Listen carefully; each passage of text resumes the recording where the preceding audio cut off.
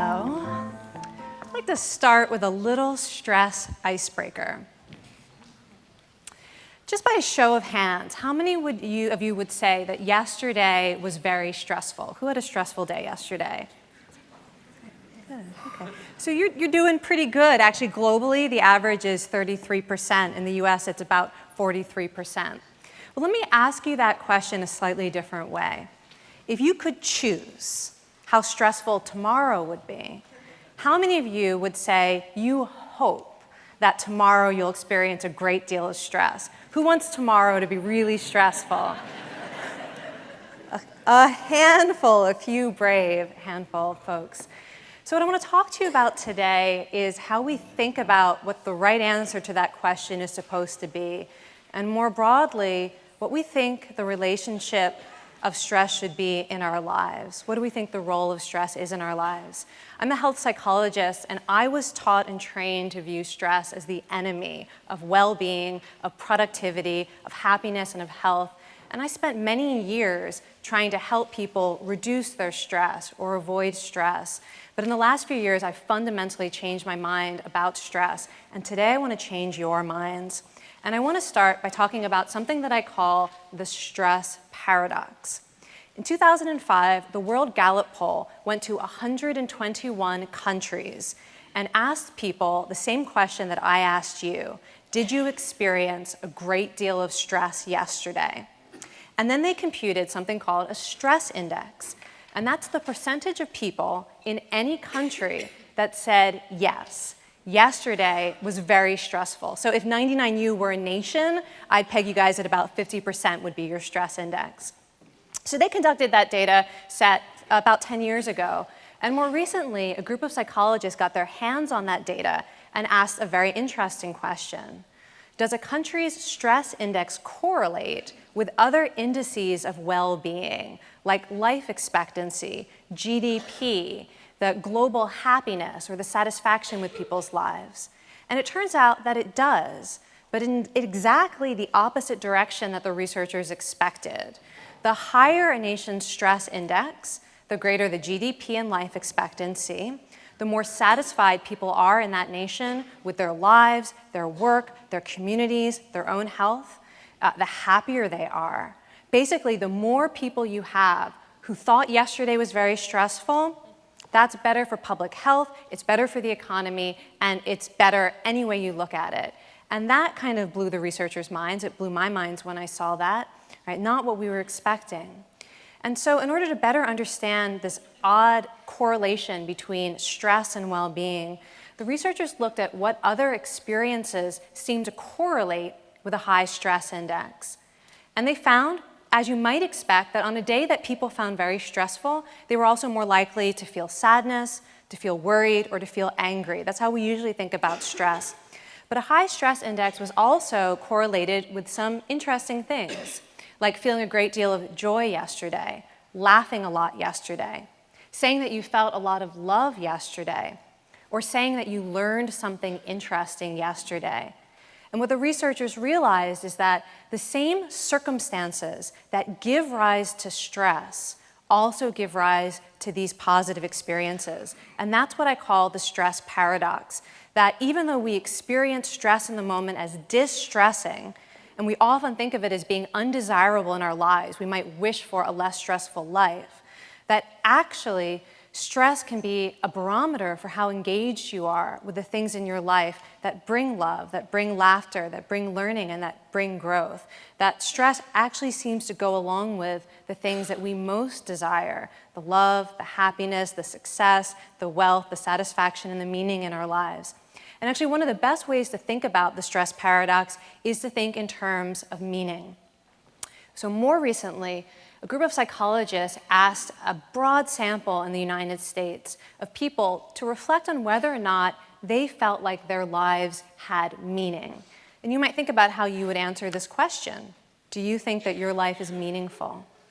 And then they gave people a whole bunch of other surveys to find out what's the best predictor of having a meaningful life or feeling like your life is meaningful. And it turns out one of the best predictors is stress, any way you measure it. So people who experience a higher level of stress in their life right now, like say yesterday was very stressful, those folks are more likely to find meaning in their lives.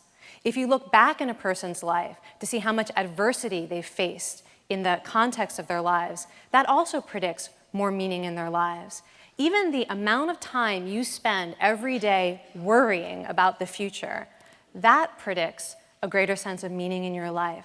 And in fact, one of the researchers' main conclusions of their study of what makes a meaningful life, they concluded that overall, people who have a meaningful life worry more and experience much more stress than people with a less meaningful life. And this is a really different way to think about what stress means. That stress could be a signal that you are engaged in the goals and the roles, the relationships, you're pursuing the goals, and you're facing the challenges that will also give rise to meaning in your life. And I think all too often instead, when the moment of stress is arising, we view that stress, whether it's anxiety, overwhelm, sadness, despair, anger, frustration, we view that stress as a signal that either we are inadequate to the challenges of our lives, right, or we shouldn't be feeling stressed out, or maybe we think that our lives have actually become toxic, that there's something fundamentally wrong with us or wrong with our lives, and we might actually turn our attention to trying to avoid the things that give rise to stress. And that brings me to the other reason that I changed my mind about stress and want to change your mind about stress. Because it turns out that how you think about stress and the stress in your own life plays a profound role on how it affects your well-being, whether that stress is harmful and leads to things like depression and burnout and heart disease, or whether the presence of stress in your life actually leads to greater well-being and resilience. So what you're going to see here are two different ways of thinking about stress. And I just invite you to think, like, which one best describes the way that I talk about stress, the way that I think about stress, and the way that I relate to stress in my own life. Is stress negative, something that needs to be avoided, reduced, managed, suppressed? Or is stress positive, helpful, a good thing? I should embrace it, accept it, and use it. And it turns out that which one of these mindsets you hold plays a really big role in how that stress in your life affects you. So researchers at Yale have found that people who hold this more negative perception of stress and believe it should be reduced or avoided, they are more likely to experience what we typically think of as the negative outcomes of stress. They're more likely to have health problems like back pain or headaches or illnesses. They're more likely to become depressed. They're less productive at work. They enjoy their work less. They're even more likely to get divorced. Other studies, other research groups have shown that that belief may actually increase your risk of stress-related heart attacks or mortality. And on the other side, people who hold a more positive and accepting view of stress seem to be protected from those things, even when their lives are stressful. They're healthier, they're happier, they're doing better at work, they're better able to find meaning in their struggles. And I have to tell you that when I first started coming across this research, I was deeply skeptical. And this is how I thought about it. I thought the reason those people on this side of the line are happier and healthier, that's because they haven't experienced enough stress yet. You suffer a little bit more and you will join me on this side of the line where we have the accurate, correct mindset that stress really is bad, that it really is a problem. And the great thing about science is you can test those hypotheses, and that turns out not to be true. Actually, the protective benefit of embracing stress rather than trying to reduce or avoid stress seems to hold whether your life is currently not very stressful or extremely stressful, and whether or not you've had a relatively easy life or whether your life has had a lot of adversity in it. This mindset seems to help. And most importantly to me, as someone who wants to help people be healthier and happier, research shows that when you tell people about the importance of stress mindsets, and you encourage them to choose a more accepting and embracing attitude toward the stress in their own lives, they actually become healthier and happier and more productive at work, even in very difficult and stressful circumstances. So what I want to do with you and the rest of the talk is give you all a mini mindset intervention that will help you choose this more accepting and embracing attitude towards stress in the moments when stress is arising, whether it's the anxiety, the anger, the overwhelm, the frustration, the sadness. And to give you that mindset intervention, I'm actually going to tell you about 3 of my favorite scientific studies that actually test out if someone tries to take a positive view of stress when they're stressed out, how does that transform their experience of stress? And I'm going to start with a study that was conducted at Columbia Business School. And in this study, they brought people into the laboratory to prepare and then deliver a persuasive talk. And they were told that their talk would be evaluated by experts in communication, and they were going to be getting critical feedback on everything from their body language and facial expressions to what they said and how they said it. And in fact, when they actually showed up and started to give their speech, they didn't know this was going to happen, but the experts actually interrupt them often to tell them exactly what they're doing wrong. That your body language suggests that you lack confidence. You need to try to stand this way. Or you need to make better eye contact, and here's what that would look like. Or you use a really weak example. You need to come up with a better example. Let's just go back in your speech and try that again. All right, so this is a pretty stressful experience for folks to go through. And before they went through that period of receiving critical feedback and having to adapt immediately to that critical feedback, all the participants watched 1 of 2 very short videos about stress. And some unlucky participants were forced to watch a 3-minute video that started with a very demoralizing statement that says, "Everyone knows stress is bad for you, but research shows that stress is even more debilitating than you expect." And everything that you usually hear about stress, I don't even need to tell you what's in this video. You could tell me what's in this video. Stress makes you sick. Stress interferes with performance. Stress will kill you. It's a problem. You need to reduce it or avoid it. Okay, some other participants got the real mindset intervention, which was a short video that started with a very different statement. Everyone knows that stress is bad for you, but research shows that stress is actually enhancing. And this video informed participants that your own stress response, how your body and brain responds to stress, can help you rise to a challenge, can actually improve performance. That stressful experiences are an important part of life. They help us learn and grow. That they can actually be an opportunity to develop strengths and choose our priorities. Right, so they were given a very different, sort of a mindset that combines both the meaning and the growth that is connected to stress, that paradox of stress. And then everyone had to give their speech and get this negative feedback and adapt on the spot. And the researchers were curious whether giving people a slightly positive spin on stress would transform their experience. And the first thing to get out of the way is that everyone in the study was stressed out. If it didn't sound bad to you, it's probably worse than it sounds. It really is nerve-wracking for folks. And everyone experienced it as stressful. However, the people who were put in this more positive mindset, the accepting mindset towards stress, while they still felt stressed, they also felt more confident, more determined, even more excited about the experience. And the researchers also looked at their physiological stress response. Now, you've all heard about certain stress hormones, adrenaline, cortisol, but there are a lot of hormones that the body and the brain release during stress, and one is DHEA. And most people don't know that this is a stress hormone. DHEA, sort of below your neck, it plays a role in being a precursor to testosterone, and it helps your body get stronger from physical stress like exercise. And its role in the brain is actually to function as a neurosteroid, which is a real thing. Right? Your body produces neurosteroids, which is a hormone that helps your brain grow from stressful experiences, that helps your brain form new connections from new experiences, so you'll be better the next time you face a similar challenge. And in this study, the participants who were put in that more positive, accepting mindset towards stress, they actually released higher levels of DHEA during their talk and after their talk.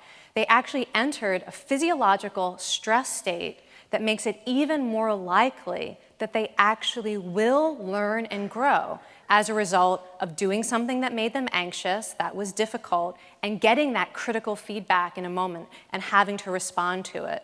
Their bodies and their brains shifted into a stress state that would actually help them learn and grow.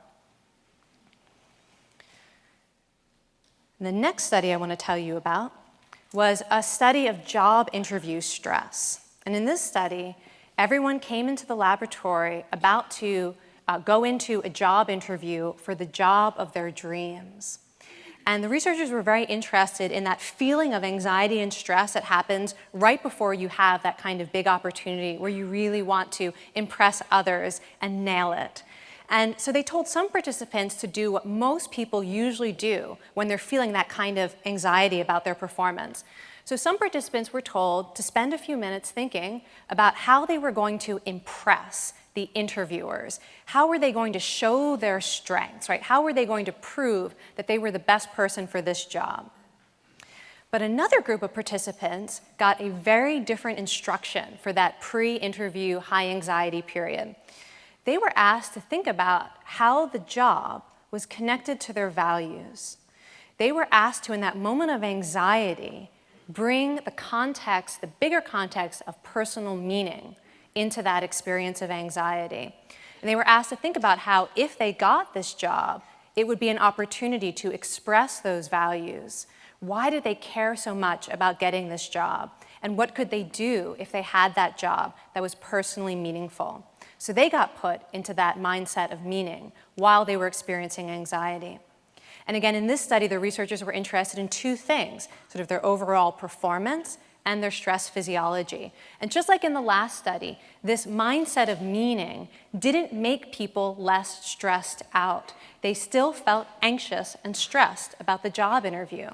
However, they did a lot better in the interview. And the researchers actually video recorded the interviews and showed them all to unbiased raters afterwards who rated each interviewee on different criteria. And the participants who had spent a few minutes putting their anxiety into a context of meaning, they actually were rated as being more inspiring and more uplifting than the participants who did that sort of normal, oh my gosh, how can I nail this mindset? And they also were rated as probably being better colleagues, right? So they were the kind of people that other people wanted to work with and wanted to hire. They felt inspired by them. In terms of their stress physiology, in this study, the researchers were interested in cortisol because cortisol is a stress hormone that is most associated with burnout, especially in the workplace. So people who have a stress response that's characterized by higher levels of cortisol are at greater risk of things like depression and fatigue and burnout and collapse and all those things that we want to avoid when we want to thrive in the workplace or thrive in roles that are important to us. And in this study, the participants who took that mindset of meaning, they actually released lower levels of cortisol during the interview and before the interview, despite the fact that they were still anxious and they were still stressed. So they had a healthier physiological stress response without suppressing the stress or reducing the stress or running out of the office because they were so panicked about the interview. They didn't reduce, they didn't avoid the stress. They managed to transform the stress by bringing in a mindset of meaning. And the last mindset intervention I want to tell you about was a very different kind of stress study. In this study, people came into the experiment and they were asked to spend a few moments trying to think of an experience in their lives that was difficult, that was still really painful to think about. And they were asked to think about that painful experience. And some participants were asked to think about it in the way that we usually ruminate on painful experiences. Just sit down by yourself and think about it. But other participants were invited to think about it from a very different point of view. For the next 2 minutes, try to think of the experience as an opportunity to grow, to learn, or to become stronger. And if this was an experience that was far in your past, would you take a moment and think about any benefits that you might have experienced as a result of going through that difficult and painful experience? And during the 2 minutes that everyone was thinking about whatever this heartache or this trauma was, they actually had electrodes attached to every participant's face so that they could measure facial muscle expressions. And one of the first things they noticed is that when participants were thinking about something painful, but they were doing it from a mindset of trying to see the good in that stress, they actually had less activation of the corrugator muscles of the forehead, which are the muscles that furrow your brow and flatten your eyebrows, and that classic telltale signal of distress. So we already know now that embracing and accepting the good in stress can prevent stress-related wrinkles, which I know is very, very important. But They also had electrodes on the zygomaticus muscle, which lifts your cheeks into a smile. And those muscles were more activated, despite the fact that people were thinking about a very painful experience. And it wasn't just the face that was happy. The participants who thought about the stressful experience from a benefit-finding mindset toward that stress, they also reported greater levels of gratitude, of joy, and of forgiveness. And they actually felt less angry afterward, now having thought about it in this way. And when you compare that to the participants who were just thinking about the painful experience the way you usually do, well, those folks were more upset, they were more angry, they were sadder, all the negative emotions. And yet somehow thinking about the very same painful experience, but from a mindset of trying to see that stress as an opportunity to grow and learn, it transformed their experiences, it transformed their emotions.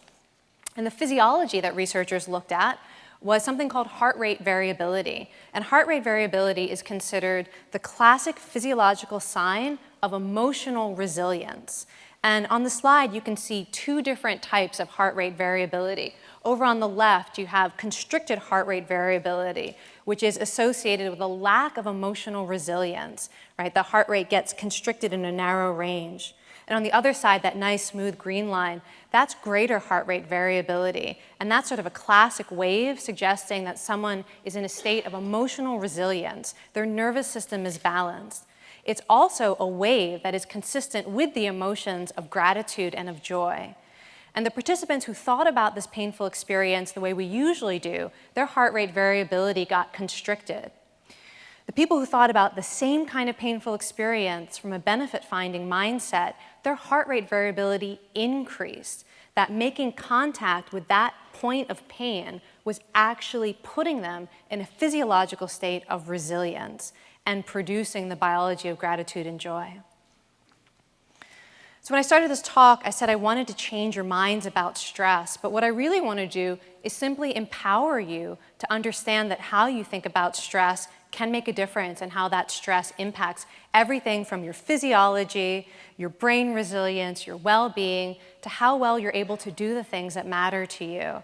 And the way to change your mindset is surprisingly simple. As you saw in those 3 interventions, when you're feeling stressed out, just make contact with the paradox of stress. Now, I asked you at the beginning of this talk how many of you were hoping that tomorrow would be stressful, and there were like 2 hands front and center. And of course, we don't actually get to choose whether tomorrow is stressful or not. But I hope that if tomorrow is stressful for you, that you might actually think about this talk, and you might take a moment to think about the paradox of stress, to recognize that a meaningful life is also a stressful life, and that you could use that stress not as a signal that there's something wrong with you, a sign of weakness or a sign that you're inadequate to your life, or a sign that your life is somehow fundamentally toxic and killing you, but to actually use that same stress as a sign that something you care about is at stake, and to take that stress as an opportunity to think about what you care about, to view whatever the situation is as an opportunity to learn or to grow, or to choose to express your values. And most importantly, to trust that you can handle the challenge.